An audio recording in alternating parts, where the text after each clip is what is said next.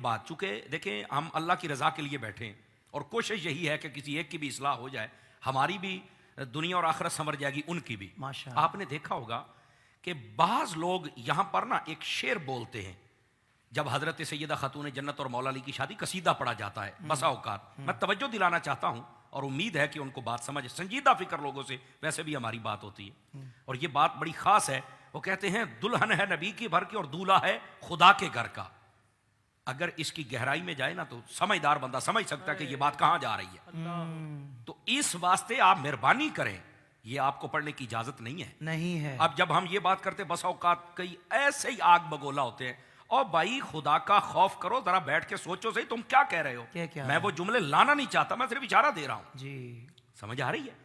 हजरत अलीउल मुर्तजा शेर खुदा रज़ी अल्लाह तआला अन्हु, आप शेर खुदा हैं, क्या कहने हैं। आप बाबे मदीनतुल इल्म हैं, जिंदाबाद। आप अखिये रसूल हैं, आप ज़ौजे बतूल हैं, आप हसनैन करीमैन के बाबा हैं, वाह, वाह, आप पंचतन पाक में हैं, आप चार यारों में हैं। जिंदाबाद।